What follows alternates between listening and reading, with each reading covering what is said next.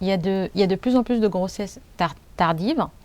Est-ce que ça a un impact sur l'allaitement? Non, je pense pas. Non, parce que il peut y avoir des mamans qui ont une deuxième grossesse bien plus tardive que la première, qui vont essayer justement d'allaiter parce qu'elles n'ont pas allaité les premiers, parce que ça peut être un troisième, quatrième. Voilà, et j'ai l'impression que c'est des mamans qui se sont plutôt posé les bonnes questions et qui ont anticipé la chose. Et de manière générale, j'ai l'impression que ça fonctionne plutôt pas mal. Voilà. Après, encore une fois, on en revient sur le stress, sur l'accompagnement que peut avoir la maman. Voilà. C'est sûr que la maman qui a un peu plus de 40 ans et qui veut que tout soit parfait, généralement, c'est là où tout dérape et il n'y a rien qui se passe comme ce qu'elle avait prévu. Bien évidemment, l'allaitement reste un choix, peu importe l'âge qu'on a.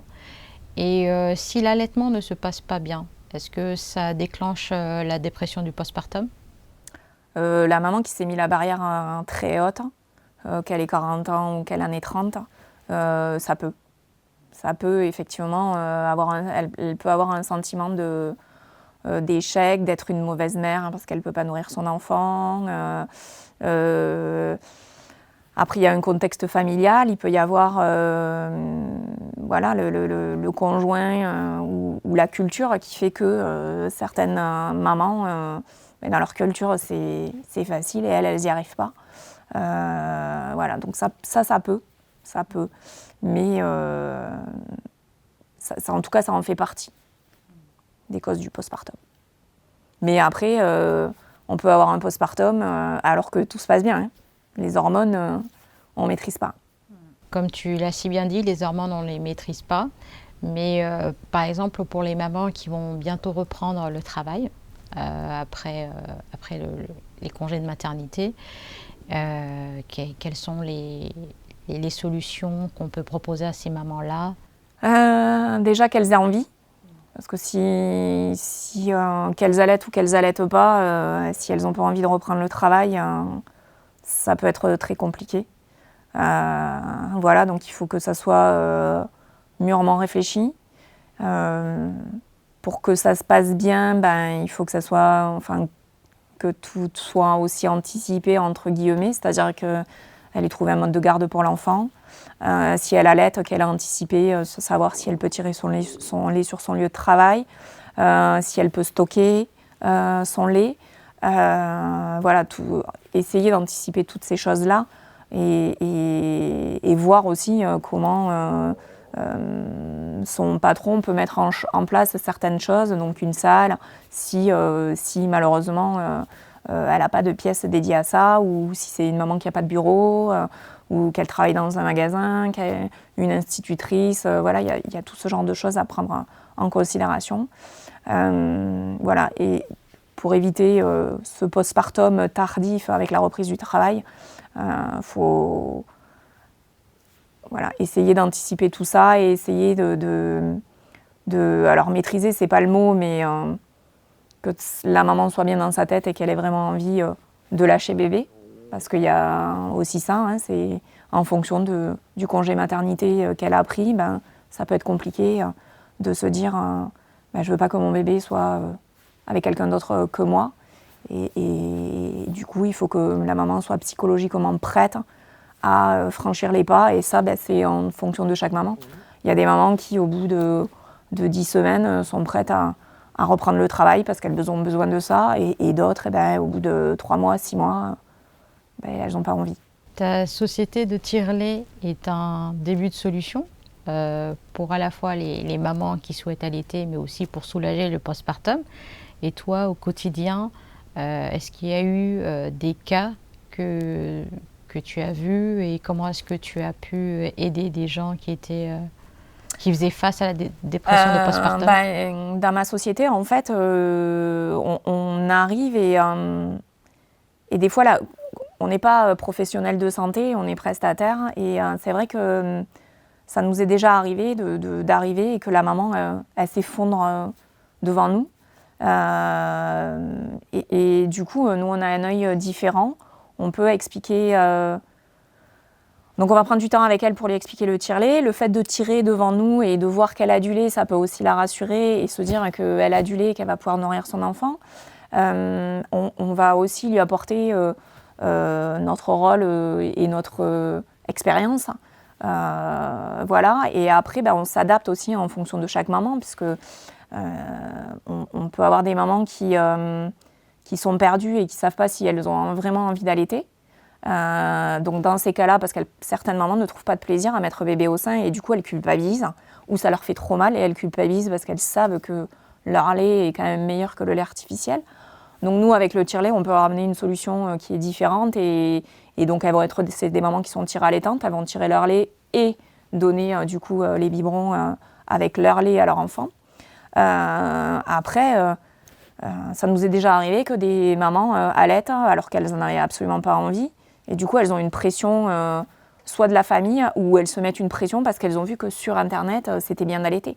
Sauf que si dans notre tête, on n'a pas envie, on ne produira pas ce qu'il faut. Et du coup, on ne sera pas bien. Et ça amène en plus un postpartum parce qu'on s'est mis une pression, on se met de la pression alors qu'il faut juste faire ce qu'on a envie. Essayer si on a envie d'essayer, si on n'a pas envie d'essayer, on n'essaye pas. Et si on a essayé et qu'on fait la tétée d'accueil et qu'on n'a pas trouvé de plaisir, dans ces cas-là, on arrête et on passe sur du lait artificiel. C'est pas grave. Hein. Moi, je suis issue d'une génération où on a été élevé au lait artificiel et on n'est pas forcément plus malade que des enfants. Alors oui, il y a beaucoup de vertus avec le lait maternel, mais après, il faut que ça soit chaque maman qui décide. Et comme tu le disais tout à l'heure, il y a des mamans qui ont des grossesses tardives et sur leur 3e ou 4e enfant, du coup, elles décident de tester et de partir sur l'allaitement. Alors que sur les premières, elles n'avaient pas du tout pensé, elles n'avaient pas envie. Donc après ça, c'est propre à chacune. Et je pense qu'il faut le réfléchir avant de se lancer dans l'aventure, qui n'est pas forcément simple en fonction de chaque accouchement et du bouleversement et de la fatigue que tout cela engendre. Nous, on est sur la région toulousaine. Je travaille aujourd'hui avec des maternités ou des sages-femmes libérales. Donc soit elles communiquent mon numéro de téléphone lors des préparations justement à l'accouchement et pour les mamans qui veulent allaiter, mes coordonnées. Soit dans les maternités, s'il y a besoin d'un tire-lait en urgence, la maman m'appelle ou le service m'appelle, puisque des fois, il nous arrive d'intervenir en réanimation. Voilà, donc en fait, on nous appelle, nous on explique comment on fonctionne. Nous, on veut vraiment accompagner la maman. Donc on se déplace soit à la maternité, soit au domicile. On regarde la taille de leur téton pour leur donner la bonne taille de tétrelle. On leur explique le fonctionnement du tire-lait et on fait un premier tirage avec elles. On vérifie qu'elles ont bien compris, voilà. Et après, il y a toute la partie administrative que nous mettons en place avec la maman, puisque c'est un dispositif médical qui est pris en charge par la sécurité sociale et la mutuelle. Voilà, donc la maman, elle a en gros que l'achat des tétrelles à sa charge, qui est de 15 € aujourd'hui. Voilà, et du coup, après, elle peut nous retrouver sur notre site internet, qui est www.tireladomicile.com, sur lequel elle pourra soit à travers internet nous demander un rendez-vous, soit trouver nos coordonnées téléphoniques pour nous appeler. Et on essaye de livrer dans la journée ou si c'est urgent ou lendemain ou surlendemain, en fonction de la nécessité et des besoins de la maman. Pour conclure, des recommandations générales pour le couple? Pour le couple, je pense qu'il faut qu'il y ait une grosse communication entre les parents, que le papa soit aussi d'accord sur les solutions, ce que veut mettre en place la maman, que ce soit l'allaitement. Il y a que le papa accompagne la maman dans les séances avec les sages-femmes, notamment sur les ateliers sur l'allaitement, qu'il y ait vraiment un échange entre les deux, que la maman exprime tous ses doutes, que le papa exprime aussi les siens, puisque ben, si la maman décide d'allaiter, il faut aussi que le papa retrouve sa place dans tout ça, et comment il peut trouver sa place. Et que ça soit avant ou après, c'est la communication et essayer d'avancer ensemble et de trouver les solutions ensemble. Et que les doutes de l'un soient dits et que les doutes de l'autre également, et qu'ils échangent et qu'ils partagent pour que ben, ça se passe au mieux, autant pour le couple que pour l'enfant, que pour la situation au niveau de l'allaitement et de ce qu'ils ont envie, parce que quand bébé n'est pas là, ben, on a envie de certaines choses, mais quand la petite crevette arrive, ben, il y a plein de choses qui changent et notre façon de voir les choses, elles évoluent et on a envie d'autres choses. Et du coup, eh ben, il faut en discuter avec le conjoint et dire, ben voilà, moi j'ai envie de passer du temps avec mon enfant, donc ben, il était prévu que je reprenne le travail là et en fait je veux pas, ou ben, je me suis sentie une âme de femme au foyer, est-ce que c'est possible, voilà. Et pour éviter tout ce postpartum et ce mal-être. Voilà. La communication, l'entourage, l'accompagnement avant et après la grossesse, tout ça sont les facteurs, à mon avis, clés pour que tout se passe bien.